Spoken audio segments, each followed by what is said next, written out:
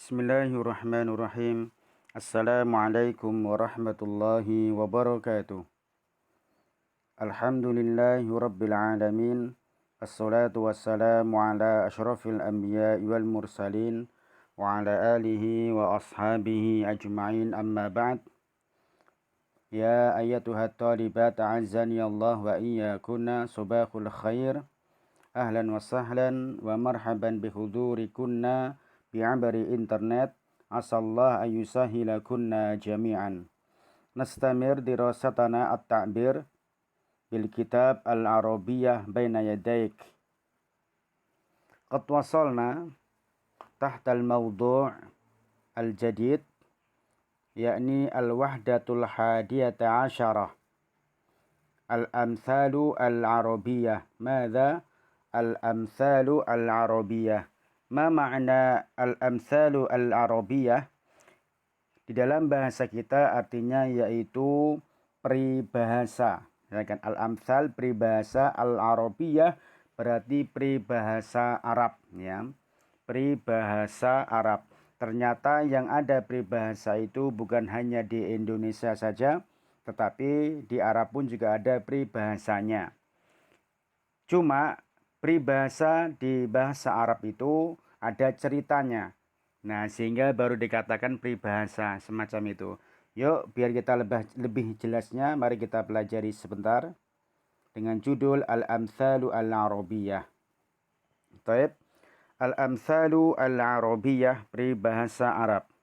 Lil Arabi amthalun katsiratun.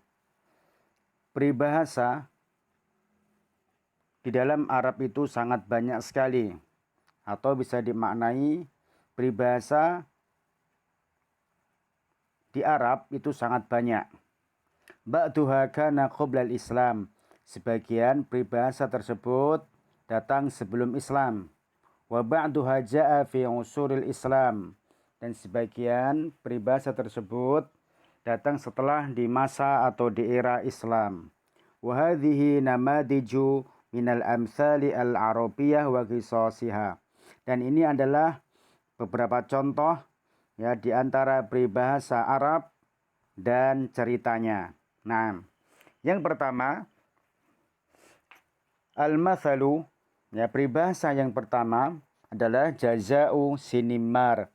Madza jaza'u sinimar? Yaitu balasan sinimar. Apa ceritanya? Qissatul mathal, cerita peribahasanya adalah yang pertama diceritakan aradan Nu'manu malikul hairah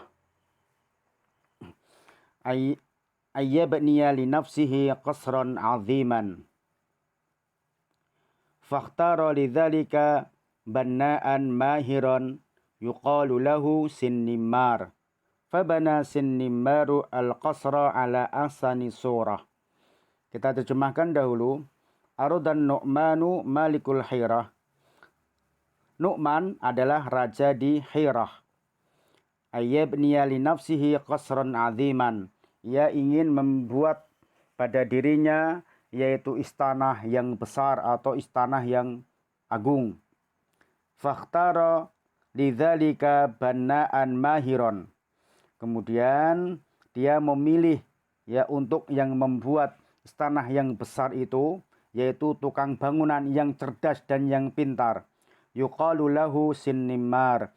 Kemudian dia mendapatkan seorang yang bernama adalah Sinnimar. Fabana sinnimaru al-qasra ala ahsani surah. Sinnimar membangun istana ala ahsani surah, dengan sebaik-baiknya istana atau sebaik-baiknya bangunan. Summa intadhara ahsanal jazai minal maliki ala amalihi. Kemudian Sinnimar yaitu menunggu balasan kebaikannya, ya, balasan kebaikannya yang telah dia lakukan untuk seorang raja. Nah, jadi dia berharap yaitu balasan baiknya. Wa qad ujiban Nu'manu bil qasri ijaban syadidan. Dan sungguh Nu'man sangat takjub dan kagum dengan istana yang dia buat oleh Sinnimar tersebut. dengan sangat luar biasa ta'ajubnya. Wa syakara Sinnimmar ala amalihil azim. Kemudian si Nu'man mengucapkan terima kasih kepada Sinnimmar atas apa yang dia lakukan, ya, atas apa perbuatan yang dia lakukan atau perbuatan yang mulia. Wa fi ahadil ayyam, pada suatu hari, talaba minhu an-Nu'manu ayyata jawwala ma'ahu fi jawanibil qasri. Kemudian Nu'man meminta, ya kan, meminta Sinnimmar yaitu agar berkeliling, ya kan, berkeliling bersamanya di sekitar istana. Wa ayyu'arrifahu bi ghurafihi wa qa'atihi, agar memberikan tahu mana kamarnya, kemudian mana qa'ahnya. Qa'ah itu adalah suatu ruangan yang mana tempatnya sangat luas sekali, itu namanya qa'ah. Kalau ghurfah itu berupa ruang-ruangan yang kecil-kecil. Adapun kalau qa'ah itu biasa tempat ada acara, tempat berkumpul yang orang banyak, namanya qa'ah, semacam itu, atau pendopo istilah bahasa kita. Wa tawfan Nu'manu wa Sinnimmaru bijami'i jawanibil qasr. Kemudian Nu'man bersama Sinnimmar taufa, berkeliling, ya, di sekitar seluruh istana.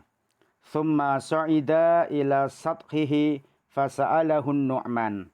Kemudian Nu'man dan Sinnimmar yaitu menaiki ke lantai, ya kan, fasa'alahu an-Nu'man. Kemudian Nu'man bertanya kepada Sinnimmar, hal hunaka qasrun mithlu hadza, apakah di sana ada istana seperti ini?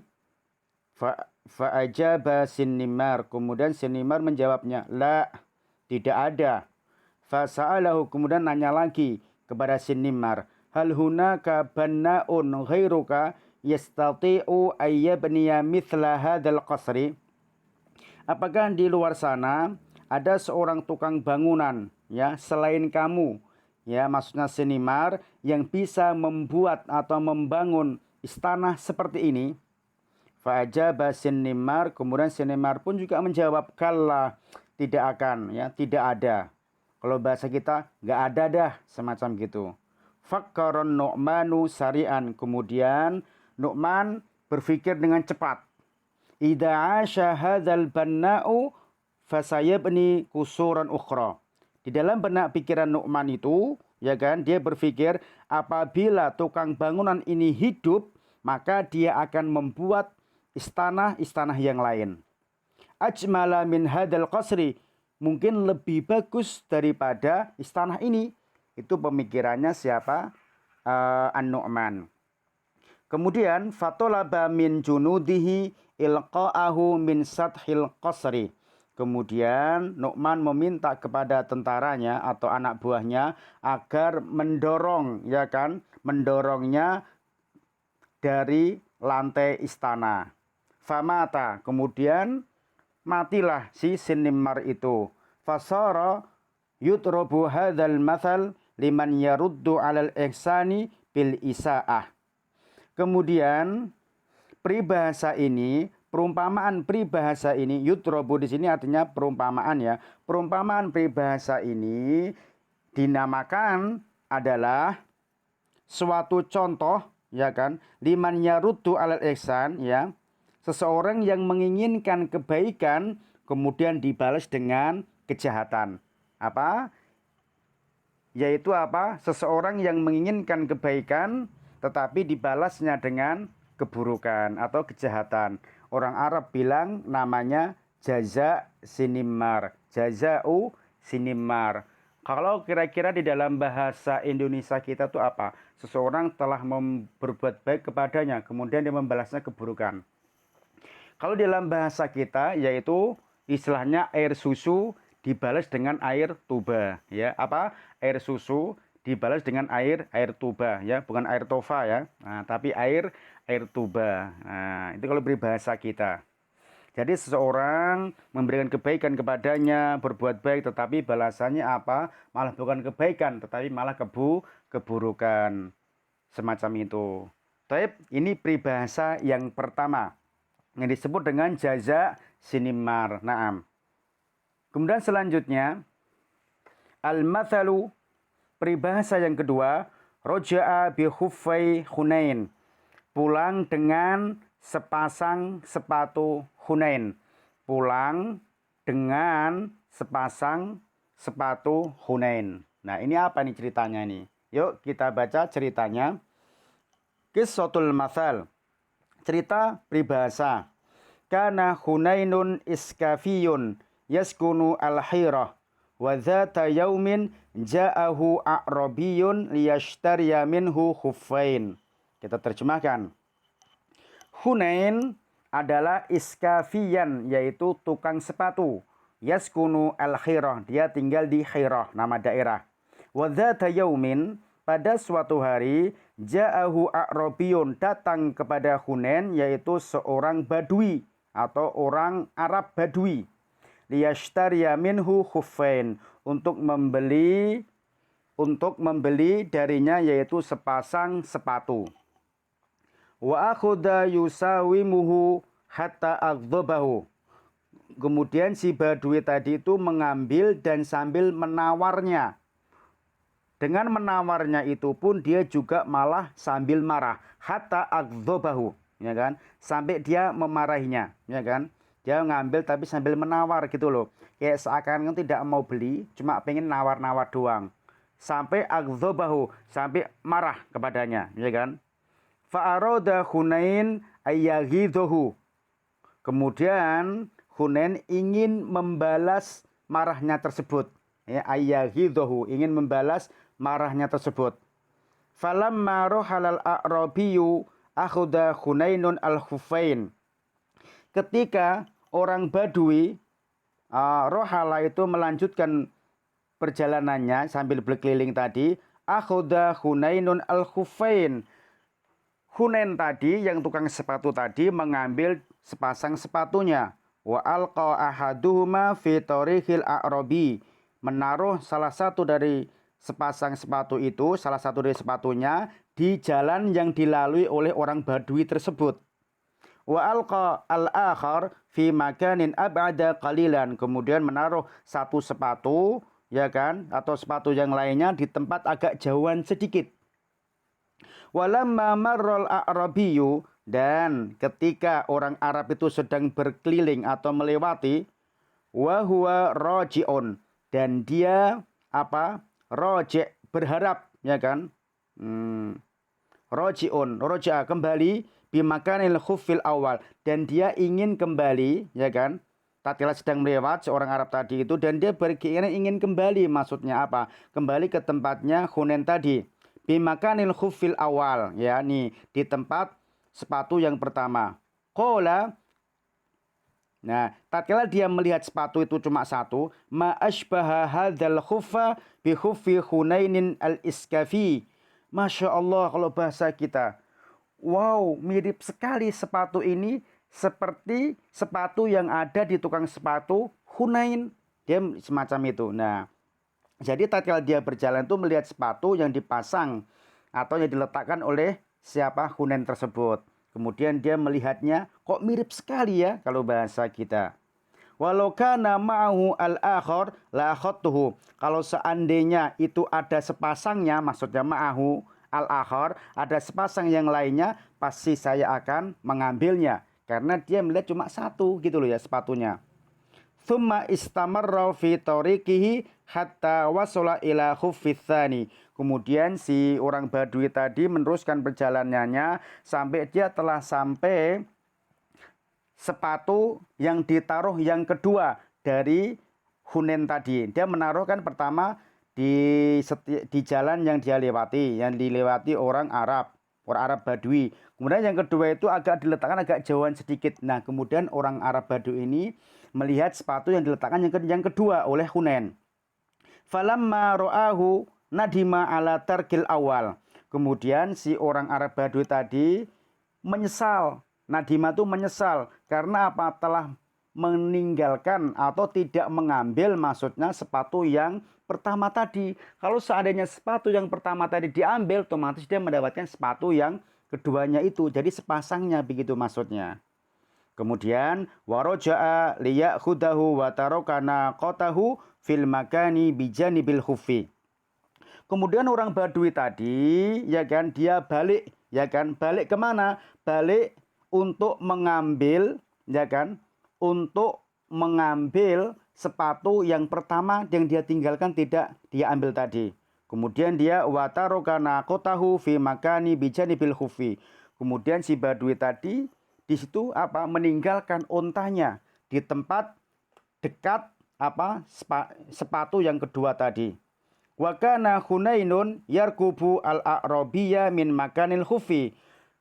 Dan Hunain itu apa? Mengikuti orang Badui tadi dari tempat yang tersembunyi. Dia mengintai. Oh, di mana dia?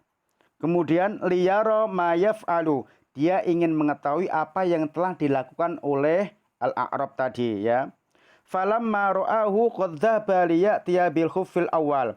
Kemudian tatkala ya si Hunain tahu bahwa dia pergi, ya kan, untuk mengambil sepasang sepatu yang pertama tadi, asro'a wa akhodana kotahu bima alaiha. Kemudian si Hunain tadi itu segera dengan cepat mengambil onta yang ditinggal di tempat sepatu yang kedua tadi, di dekat tempat sepatu yang kedua. Nah, diambillah ontanya tersebut. Karena kenapa? Ontanya ditinggal saja. Ya, karena si Badui pengen mengambil sepatu yang ada di pertama tadi. Waraja'a al-a'rabiyyu bil khuffi al-awwal. Kemudian datanglah orang Badui tadi dengan membawa sepatu yang pertama tadi. Ya kan? Untuk apa? Untuk menemukan sepasangnya. Falam yajidna kotahu. Dan dia kaget dan heran. Kok tidak ada ontanya di dekat sepasang sepatu yang kedua tadi, atau sepatu yang kedua tadi. Kaget. Fahamala khuffaini ila baladhi. Kemudian orang Badui tadi pulang ke kampungnya atau ke negaranya dengan cuma sepasang sepatu. Fasara yudrobu hadal mathal. Kemudian perumpamaan cerita ini di dalam peribahasa ini yaitu apa? Fil khaybati wal ikhfaq, yang artinya yaitu kegagalan dan kesengsaraan. Apa? Kegagalan dan kesengsaraan. Maksudnya begini.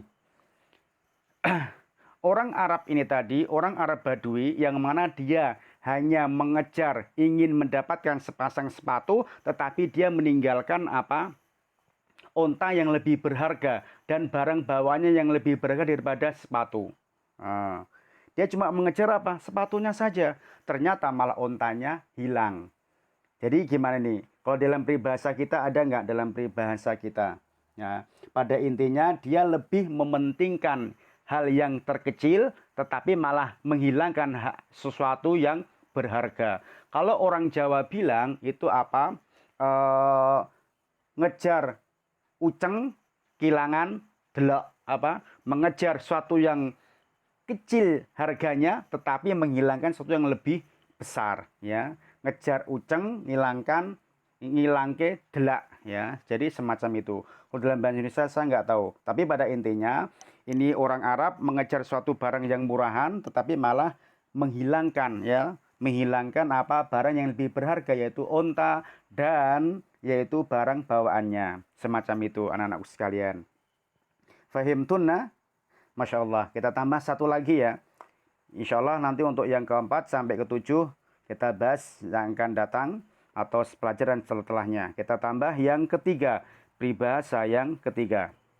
Lalu peribahasa pertama tadi namanya jaza sinimar. Dalam peribahasa kita air susu dibalas dengan air tuba. Kemudian peribahasa yang kedua disebut dengan roja'a bi khuffai Hunain. Pulang dengan membawa sepasang sepatu Hunain.